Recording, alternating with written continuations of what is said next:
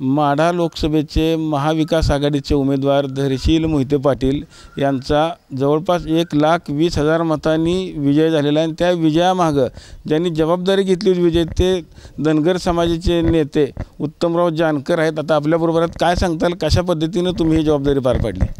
नाही, निश्चितपणानं या महाराष्ट्रातली जनतेचं जे मत होतं, शेतकरी असेल, सर्वसामान्य माणूस असेल, हा या सरकारच्या कारभाराविरोधामध्ये नागवलेला होता आणि एक भयानक मोठी असंतोषाची लाट या ठिकाणी निर्माण झालेली होती. आणि भारतीय जनता पार्टीनं मोहिते पाटील कुटुंब असेल किंवा माझ्या बाबतीतले निर्णय हे पूर्णपणे गेली 10 वर्ष चुकीच्या पद्धतीने घेतलेले होते. आणि आम्हा दोघांनाही साईडलाईन करणं, एका वळचणीला बांधून ठेवणं, अशा पद्धतीचं राजकारण त्यांनी म्हणजे अघोरी किंवा कुटील राजकारण करण्याचा प्रयत्न केला. आणि यातून निवडणूक हा एकमेव मार्ग होता.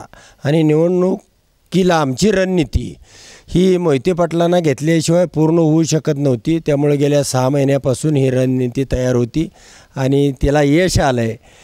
निश्चितपणानं या मतदारसंघातील सर्व मतदारांचे, विशेषतः सोलापूर जिल्ह्यातील सर्व मतदारांचे मी मनापासून आभार मानतो, धन्यवाद, त्यांना धन्यवाद देतो. ओएसिस फर्टिलिटीच्या तज्ज्ञांनी IVF उपचार पद्धतीद्वारे 1 लाखांहून अधिक जोडप्यांना मातृत्व प्राप्तीचा आनंद दिला आहे.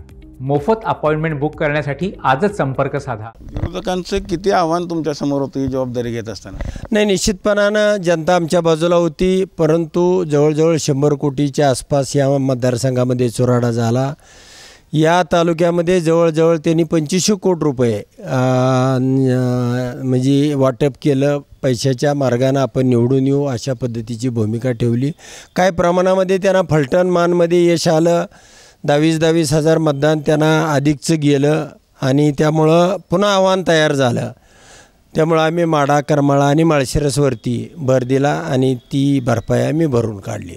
भाजपनं तुम्हाला मोठ्या प्रमाणात ऑफर दिली होती, विमान पाठवलं होतं, हे सगळं तुम्ही लाताडून मोहिते पाटलांना तुमचे विरोधक होते तरीसुद्धा तुम्ही त्यांना जवळ केलं, त्याच्यामुळेच हे संपादन झालं असं वाटतंय का? नाही, निश्चितपणानं ज्याही पद्धतीनं मोहिते पाटलांनी इथं तिकीट मागितलं होतं, मी सोलापूरला मागितलं होतं. काही ना काहीतरी घडी आम्ही ही दुरुस्त करू, तुम्हालाही चुकीचं प्रायश्चित्त घेण्याची संधी आम्ही देतो आहे. परंतु ते इतक्या सत्तेच्या धुंदीमध्ये आणि मस्तीमध्ये होते की मोहिते पाटलांना आम्हाला त्यांनी मोजलंच नाही. त्यामुळं मोहिते पाटील आणि आम्ही एकत्र आलो, एक दिलानं प्रचार केला. जबाबदारी मोहिते पाटलाची जशी होती तितकीच माझ्यावरती सुद्धा जबाबदारी आणि टेन्शन होतं. खूप मेहनत करावी लागली. अनेक मतदारसंघामध्ये पवारसाहेबांनी जबाबदारी दिल्या. शिरूर असेल, नगर असेल, बीड असेल, सोलापूर असेल, त्या ठिकाणी मी 100पेक्षा अधिक छोट्या मोठ्या सभा घेतल्या. आणि आज आनंद आहे, मी ज्या ठिकाणी गेलो ते 6च्या 6 खासदार विजयी झाले. त्यामुळं त्या मतदारसंघातल्याही जनतेला मी धन्यवाद देतो, त्यांचे मनापासून आभार मानतो.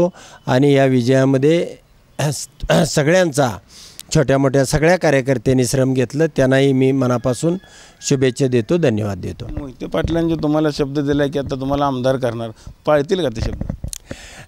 शब्द देण्यासाठी किंवा घेण्यासाठी आम्ही आत्मसन्मानासाठी लढलो. मोहिते पाटील हे काय खासदार होण्यासाठी लढले नव्हते.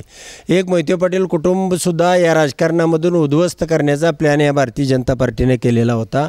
त्यामुळं त्यांची खासदारकी, त्यांचं म्हणणं होतं की निंबाळकरांना सोडून कोणाला तरी तिकीट द्या. आणि राहिला प्रश्न माझ्या उमेदवारीचा, तर निश्चितपणानं हे काय सर्वसामान्य माणसाला, माझ्याबरोबर येणाऱ्या लाखो कार्यकर्त्यांना एक आत्मविश्वास असावा, कॉन्फिडन्स असावा आणि त्यांची खात्री व्हावी म्हणून तो शब्द घेतलेला होता. माझ्यासाठी तो शब्द नव्हता. मी लढणारा कार्यकर्ता आहे. आज बी मी संघर्षामध्ये, चळवळीमध्ये काम करतो.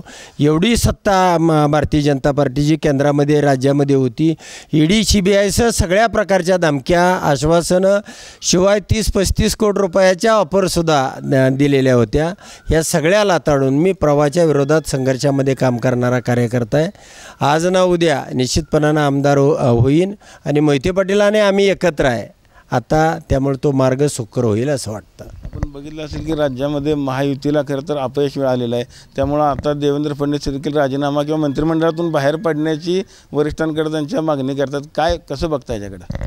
आता देवेंद्र फडणवीस साहेबांनी ज्याही पद्धतीचं राजकारण केलं, महाराष्ट्र सोपडा साफ केला, आणि केवळ देवेंद्र फडणवीसांची ही चूक होती त्यावेळेला.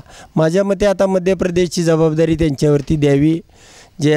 पैकी जागा निवडून भारतीय जनता पार्टीनं आणलेल्या आहेत त्या शून्य करून त्या ठिकाणी दाखवतील. त्यांना मध्य प्रदेशाची जबाबदारी दिली तर अधिक चांगलं वाटेल असं मला वाटतं.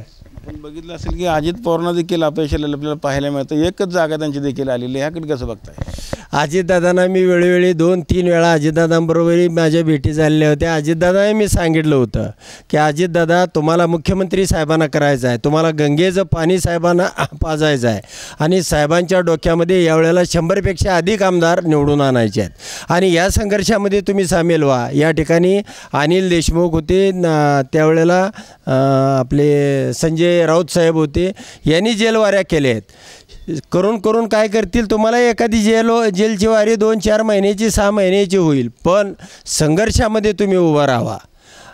पण त्या माणसानं, तुम्हाला मी सभेमध्ये सांगतो तसं गटरीचं पाणी प्यायला आणि जे व्हायचं ते झालं. निश्चितपणानं अजितदादांना मी निश्चितपणानं सल्ला देईन की आता आपलं बाबा गुरं भली, गुराचा गोटा भरा आणि आपलं ती शेतीचा धंदा भला हे अजितदादांनी करावं. आता राजकारण हा अजितदादाचा गद्दारीमुळं आणि पवारसाहेबांना जो त्रास दिला, भर उन्हामध्ये 44, 45, 48 टेम्परेचरमध्ये पवारसाहेब सकाळी 8 वाजल्यापासून रात्रीच्या 10 वाजेपर्यंत 12 तास उन्हामध्ये राबत होते आणि महाराष्ट्रातल्या जनतेच्या डोळ्यामध्ये अश्रू येत होते. पण अजित पवाराला वाईट वाटलं नाही. सर्वसामान्य मतदार पेटून उठला.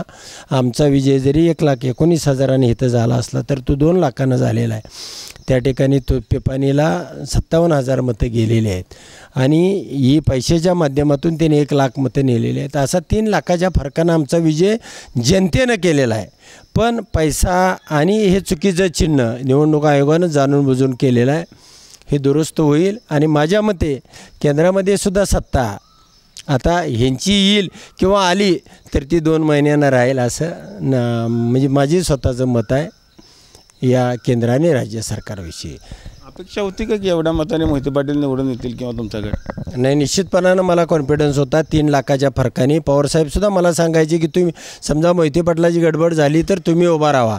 मलासुद्धा खात्री होती 2 लाख मताच्या फरकानं, पण मला आमदार व्हायचं होतं, मला खासदार व्हायचं नव्हतं. पण पवारसाहेबांना शेवटी उमेदवार कुणीच नसेल तर त्या ठिकाणी माझी तयारी होती आणि मी तसं साहेबांना म्हणजे साहेबांच्या जयंत पाटलांच्या मार्फत मी साहेबांना सांगितलं होतं, साहेब कुणीच नाही राहिलं तर शेवटी मी उभा राहायला तयार आहे.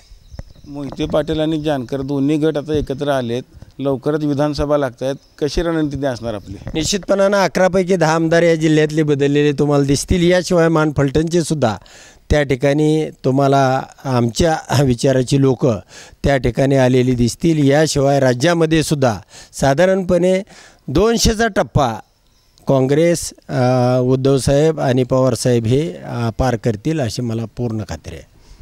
अकलूजहून कॅमेरामन जगदीश डांगेसह रवी लवेकर, TV9 मराठी.